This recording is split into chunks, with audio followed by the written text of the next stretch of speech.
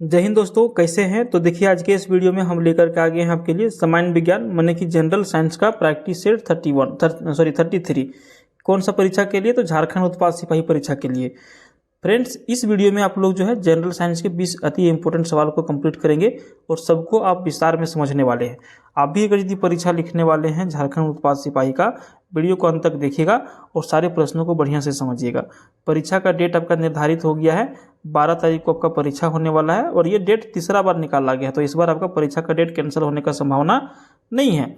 ये जो हमारा वीडियो आता है डेली सुबह में 7 से 8 बजे के बीच में आता है। आप चैनल को सब्सक्राइब करके पास वाले बेल आइकन को प्रेस करिएगा तो वीडियो डेली देखने के लिए मिल जाएगा। तो चलिए हम लोग शुरू करते हैं आज का क्लास। तो फ्रेंड्स, पहला सवाल देखिए, बहुत ही खास सवाल आपके लिए है और ये आपको जानना भी जरूरी है। परीक्षा में पूछे या ना पूछे अलग मैटर है, कोई अगर यदि आपसे पूछ भी दे तो आपको इसका आंसर पता होना चाहिए। सवाल क्या पूछ रहा है कि पृथ्वी के वातावरण में सबसे ज़्यादा पाए जाने वाला तत्व जो है निम्नलिखित में से कौन है। अब देखिए, जो वातावरण जो हमारा है, पृथ्वी का वातावरण, इसमें बहुत सारी चीज़ें पाई जाती हैं, है ना। तो इसका आंसर आपको क्या कर देना है? नाइट्रोजन कर देना है। ठीक है, नाइट्रोजन जो है पृथ्वी के वायुमंडल में सर्वाधिक प्रचुर मात्रा में पाई जाने वाली प्रमुख गैस है और नाइट्रोजन पृथ्वी के वायुमंडल में लगभग जो है 78% में पाया जाता है। कितना? इसका 78% भाग पर निर्माण करता है और यह जो है एक अस्थायी गैस है। अस्थायी गैस है, समझिएगा, जिसका अर्थ यह हुआ कि इसकी प्रतिशतता में दैनिक आधार पर परिवर्तित नहीं होगा और उसके बाद जो है 78% के बाद जो बच जाता है वायुमंडल में, उसमें से 21% में ऑक्सीजन आ जाता है। क्या आ जाता है? 21% में आपका आ जाता है ऑक्सीजन। उसके बाद आप नाम सुने होंगे ऑर्गन का। ठीक है, यहाँ पे देखिए ऑर्गन लिखा हुआ है, ये आ जाता है आपका 0.9% में। ठीक है, ऑर्गन। उसके बाद आपका एक और है जो अन्य में आ जाता है, जो वो आ जाते हैं 0.1% में अन्य। ठीक है, टोटल हो गए 100%। ध्यान रखिएगा, सबसे अधिक पाए जाने वाला नाइट्रोजन है, फिर ऑक्सीजन है, फिर ऑर्गन है, फिर 0.1% में अन्य सभी शामिल हो जाते हैं।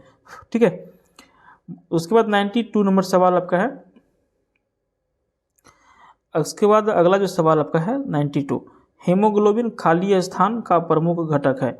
इसका आंसर करिएगा लाल रक्त कोशिकाएं। ठीक है, आरबीसी, रेड ब्लड सेल्स जिसके नाम से आप जानते हैं। देखिए, हीमोग्लोबिन जो है आयरन की मात्रा वाले ऑक्सीजन से युक्त होता है, जो लाल रक्त कणों में जिसको कहा जाता है मेट्रोलोप्रोटीन का वहन करता है, जो ऑक्सीजन को फेफड़ों से शरीर के ऊतकों तक वहन करता है और कार्बन डाइऑक्साइड को ऊतकों से लेकर के पुनः फेफड़ों तक पहुंचाता है। और स्तनपायी जीवों में प्रोटीन लाल रक्त कोशिकाओं की शुष्क मात्रा भार के अनुसार के लगभग 96% और कुल मात्रा जिसमें जल शामिल होते हैं के लगभग 35% भाग से ये निर्मित हुए रहते हैं। समझे? तो हीमोग्लोबिन का मुख्य घटक आपका हो गए लाल रक्त कोशिकाएं। बाकी एक्स्ट्रा तथ्य जो हमने बताया उसको याद रखिएगा। अगला सवाल है, निम्नलिखित में से कौन मानव हृदय तक अशुद्ध रक्त को पहुंचाता है?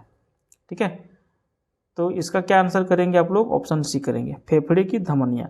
फुफ्फुसीय परिसंचरण की फुफ्फुसीय धमनी एक धमनी है जो विऑक्सीजनीकृत रक्त को हृदय के दाएं पक्ष से फेफड़ों तक पहुंचाती है और फुफ्फुसीय धमनियां अधिकांश धमनियों की तुलना में विशिष्ट होते हैं, क्योंकि अधिकांश धमनियां ऑक्सीजनकृत रक्त के शरीर के अन्य भागों तक पहुंचाती है, जबकि फुफ्फुसीय धमनियां विऑक्सीजनीकृत रक्त को फेफड़ों तक पहुंचाती है और ऑक्सीजन की प्राप्ति के बाद ऑक्सीजन की मात्रा वाले रक्त को फुफ्फुसीय शिराओं द्वारा वापस हृदय तक पहुंचा दिया जाता है। कुल मिलाकर के फेफड़े की धमनियां आपको यहाँ पे आंसर कर दीजिएगा, गलत नहीं होगा। समझे? उसके बाद 94 नंबर सवाल देखिए, ऊपर से देखने पर पानी के टैंक उथला क्यों दिखाई देते हैं? मान के चलिए आपका हर जगह जो है पानी के टैंक रहते हैं, चाहे बाल्टी रहते हैं, चाहे कुछ भी रहते हैं, इसमें पानी में भरे रहते हैं। ठीक है, तो बाहर से देखिएगा तो इसका लगेगा कि ये जो है 5 फीट जो है ऊंचा है, 5 फीट जो है इसकी हाइट है, लेकिन जब यहाँ से झांकिएगा ना इसके अंदर से तो लगेगा यार ये तो 2 ही फीट है ना। तो मतलब क्या होता है ना कि उथला हुआ दिखाई देता है, ऊपर दिखने जैसा लगता है कि ये उथला हुआ है, मतलब गड्ढा ज़्यादा नहीं है। इसका मुख्य कारण क्या है? इसका मुख्य कारण क्या है, कभी सोचे हैं? तो इसका मुख्य कारण है अपवर्तन के कारण, है ना। प्रकाश के अपवर्तन के कारण तरल ताल या फिर पानी की टंकी का पानी इसकी गहराई की तुलना में उथला दिखाई देता है। समझे? प्रकाश जब तक पानी में रहता है सीधी दिशा में गति करता है, लेकिन यदि प्रकाश परोक्ष रूप से पानी से वायु में ऊपर की ओर गति करता है तो यह नीचे की ओर सतह की दिशा में झुक जाता है। और यही सब कारण रहते हैं, अपवर्तन के कारण ही जो है क्या होता है, प्रकाश के अपवर्तन के कारण ये हमेशा क्या होता है, उथला दिखाई देता है। समझे। उसके बाद 95 नंबर सवाल देखिए, लाल तथा हरे रंग के मिश्रण करने से कौन सा रंग प्राप्त होगा। अब यहाँ पे जो है एक जगह आप लाल ले लीजिए और एक जगह आप हरे ले लीजिए, ठीक है। अब एक बाल्टी में लाल भरा हुआ है और एक बाल्टी में हरा भरा हुआ। अब इसको दोनों को आप मिक्स कर दिए, ठीक है, मिश्रण कर दिए, एक दूसरा बाल्टी में डाल दिए, तो यहाँ से जो रंग की प्राप्ति होगी वो कौन सा रंग बन जाएगा, वो आपका बन जाएगा पीला रंग, ठीक है। लाल, हरा और नीला ये प्राथमिक रंग होते हैं और अन्य सभी रंगों को इसमें निर्मित किया जा सकता है, जबकि लाल और हरे रंग को अगर यदि मिश्रित कर दिया जाए तो पीले रंग का निर्माण हो जाता है। समझ गए। तो इसका आंसर क्या कर देंगे आप लोग, ऑप्शन बी कर देंगे। उसके बाद 96 नंबर सवाल की ओर बढ़ेंगे। एक ऊष्मा शोषी प्रतिक्रिया क्या होती है। 96 आंसर करेंगे प्रतिक्रिया जिसमें ऊष्मा अवशोषित होती है, ठीक है। ऊष्मा शोषी प्रक्रिया एक विशिष्ट प्रक्रिया फिर अभिक्रिया का वर्णन करती है जिसमें तंत्र प्रायः ऊष्मा के रूप में अपने आसपास के परिवेश से ऊर्जा अवशोषित करता है और यह अवधारणा प्रायः भौतिक विज्ञान में लागू होती है। उदाहरण के लिए रासायनिक अभिक्रियाएं जहां ताप ऊर्जा माने कि ऊष्मा को रासायनिक अबांध ऊर्जा में परिवर्तित किया जाता है। तो एक ऊष्मा शोषी प्रतिक्रिया क्या होती है, ये होती है प्रतिक्रिया जिसमें ऊष्मा अवशोषित होती है, ठीक है। उसके बाद 97 नंबर सवाल है कि किसी चालक द्रव में विद्युत धारा प्रवाहित होने पर खाली स्थान हो जाएगी। 97 का आंसर करिएगा, रासायनिक अभिक्रिया हो जाएगा। किसी चालक द्रव में विद्युत धारा प्रवाहित होने पर क्या हो जाएगा, रासायनिक अभिक्रिया हो जाएगा। समझे। उदाहरण के लिए जो है अम्लीकृत जल अब यहाँ पे ध्यान में ले सकते हैं, है ना, तो इसको आप लोग ध्यान में रखिएगा। उसके बाद 98 नंबर सवाल देखिए, निम्नलिखित में से कौन सी धातु सबसे अधिक मुलायम धातु है। टीन है, तांबा है, सोना है और एल्यूमिनियम है। 98 माने इसको आप कह सकते हैं कि तन्यता भी कह सकते हैं, है कि नहीं। तो सबसे अधिक जो है नरम जो होता है, मुलायम जो होता है वो सोना होता है। आप सोना को पीट के बहुत लंबा परत बना सकते हैं, बहुत चौड़ा परत बना सकते हैं, इसको जितना पीटिएगा उतना लंबा चौड़ा बन जाएगा। जैसे आप समझिए अभी जो है अभी युद्ध की वजह से 10 ग्राम सोना का जो है दाम अभी लगभग मोटा मोटी समझिए कि 2 लाख के आसपास चला गया है। कितना चला गया है, 10 ग्राम सोना का भाव 2 लाख। अगर यदि कोई 2 ग्राम भी सोना लेता है ना, या फिर 4 ग्राम भी सोना लेता है ना, ग्राम की बात कर रहे हैं, 4 ग्राम भी यदि सोना लेता है तो समझिए उसका कान वाला बन जाता है, ठीक है, जो कान में लोग पहनते हैं। अगर यदि आप 7 से 8 ग्राम तक लीजिएगा तो एक चैन बन जाता है। अगर यदि आप 2 ग्राम से लेकर के 4 ग्राम के आसपास लीजिएगा तो जो महिलाएं हाथ में कंगन पहनती है चूड़ी वाला, उसके ऊपर जो परत बना हुआ रहता है डिजाइन वाला, वो भी बन जाता है। तो सोना जो है तन्यता है इसमें, इसको बहुत दूर तक आप खींच सकते हैं। समझे। तो इसमें ध्यान में रखिएगा। 99 नंबर सवाल है कि प्रकाश की तीव्रता नापने के लिए जिस उपकरण का उपयोग किया जाता है उसे क्या कहते हैं।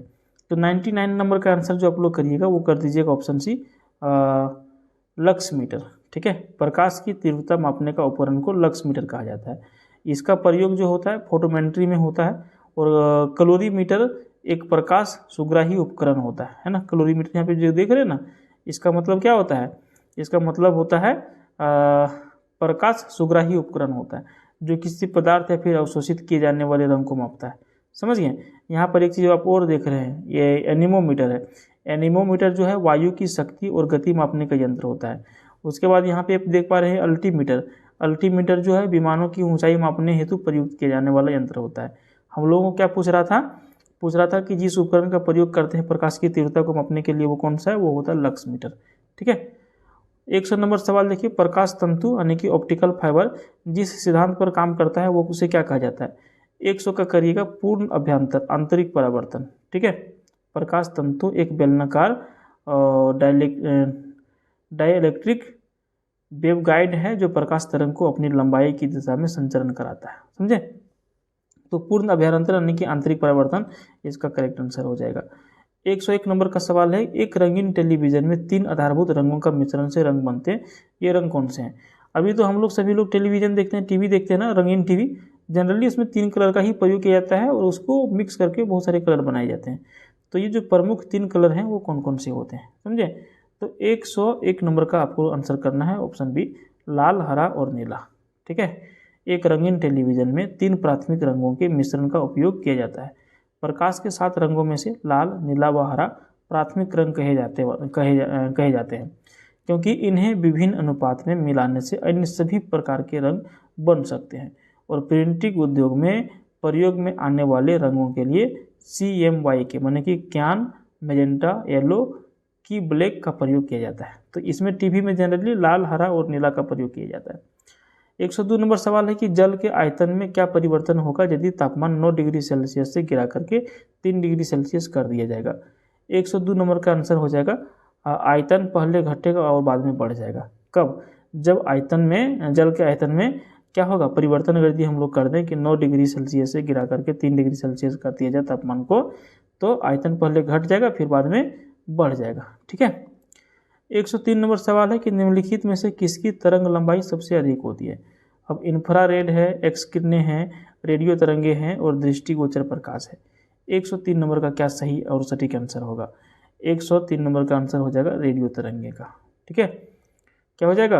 निम्नलिखित में से किसकी तरंग लंबाई सबसे अधिक होगी? तो रेडियो तरंग की लंबाई सबसे अधिक होगी। ठीक है। उसके बाद अगला सवाल है 104 नंबर कि श्वेत प्रकाश को नली में कैसे पैदा करते हैं। अब नली मतलब पानी बहने वाला नली नहीं। ठीक है। 104 नंबर का आंसर करिएगा तंतु को गर्म करके श्वेत प्रकाश को नली में तंतु को गर्म करके पैदा करते हैं। अब ये साइंटिस्ट वाला चीज़ है, ज़्यादा प्रैक्टिकल भी हम लोगों को नहीं करना है, आंसर समझना है सिर्फ। उसके बाद देखिए अगला सवाल है 105 नंबर, जल अपघटन में ऊर्जा किस रूप में उत्पन्न होती है। 105 नंबर का आंसर करेंगे ऊष्मा के रूप में। ठीक है। जल अपघटन में ऊर्जा जो है ऊष्मा के रूप में निकलती है और यह जल के साथ में दुर्बल अम्ल या फिर दुर्बल क्षार के रूप में लवणों की अभिक्रिया है। उच्च डाइलेक्ट्रिक स्थिरांक होने के कारण जल का जल योजन प्रवृत्ति बहुत प्रबल हो जाता है। तो जल अपघटन में ऊर्जा किस रूप में उत्पन्न होती है? ऊर्जा ऊष्मा के रूप में होती है। ठीक है। 106 नंबर सवाल देखिए, निम्नलिखित पदार्थों में से कौन सा फोटोग्राफी में तथा एक एंटी क्लोर के रूप में प्रयुक्त किया जाता है। 106 नंबर का आंसर करिएगा सोडियम थायोसल्फेट। ठीक है, क्या आंसर करेंगे? सोडियम थायोसल्फेट इसका आंसर करेंगे। उसके बाद अगला सवाल आपका है 107 नंबर, जीव विकास को सर्वप्रथम किसने समझाया था। 107 नंबर का आंसर करिएगा ऑप्शन डी लेमार्क ने। ठीक है। क्या करिएगा आंसर? लेमार्क इसका आंसर करिएगा। 108 नंबर सवाल है कि निम्न रेशों में कौन से पौधे के तने का उत्पादन नहीं है। अब यहाँ पे देखिए सन है, पटसन है, कपास है और जूट है। तो पौधे के तने का जो उत्पादन नहीं है वो इसका आंसर क्या हो जाएगा? 108 का हो जाएगा कपास। ठीक है। कपास जो है मालवेसी कुल का सदस्य होता है और यह जो है एक नकदी फसल होता है। इसे रेशों की प्राप्ति इनके फलों से होती है ना। और कपास से निर्मित वस्त्र सूती वस्त्र कहलाते हैं और कपास में मुख्य रूप से सेल्यूलोज होता है, जबकि सन, पटसन, जूट आदि ये रेशे होके पौधे होते हैं, पौधे के रेशे होते हैं और तने से प्राप्त करते हैं, जबकि कपास फूल से प्राप्त होते हैं। अगला सवाल है 109 नंबर, निम्नलिखित में से कौन सा कथन सही है और कौन सा कथन गलत हो जाएगा। 109 नंबर का हम लोग देखिए पहला तो सबसे पहले इसको पढ़ना पड़ेगा कि कौन सा कथन सही है और कौन सा गलत है ना। तो हम लोग पहला से पढ़ते हैं। देखिए 1 नंबर में लिखा हुआ है कि प्रायस जो है लघुत्तम सबजीवी कोशिकाएं हैं। पहले पढ़ लेते हैं फिर डिफरेंस समझते हैं। ठीक है। उसके बाद है कि माइकोप्लाज्मा की कोशिका भित्ति एमिनो शर्करा की बनी होती है। उसके बाद है कि विषाणु सम एकल तंतु आरएनए अणु से बने होते हैं और रिकेट्सिया में कोशिका भित्ति नहीं होती है। अब हम लोगों को फिर से सवाल की ओर आना है कि निम्नलिखित में से कौन सा कथन सही है। 109 नंबर का बढ़िया से यदि पढ़े होंगे तो आपको दिखा होगा विषाणु जो है सम एकल तंतु आरएनए के अणु से बने होते हैं, यही कथन आपका सही है। ठीक है। तो आपको ऑप्शन सी करना है। और अगला सवाल जो आपका है, किसी प्राणी के जीवन द्रव्य में हीमोग्लोबिन का विलय हो जाता है। किस प्राणी के जीवन द्रव्य में हीमोग्लोबिन का विलय हो जाता है। 110 नंबर का आपको आंसर करना है ऑप्शन डी केंचुआ। ठीक है।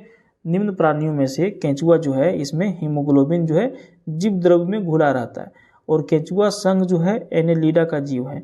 ये जंतु स्वतंत्र जीवी होते हैं और ये जो है बहुकोशिकीय तथा त्रिस्तरीय होते हैं। इसमें रक्त का परिसंचरण बंद रुधिर वाहिनियों के द्वारा किया जाता है। समझे? तो यहाँ पर आपका जो है आंसर हो जाएगा केंचुआ। वीडियो पसंद आए तो लाइक करिएगा, चैनल को सब्सक्राइब करिएगा। धन्यवाद।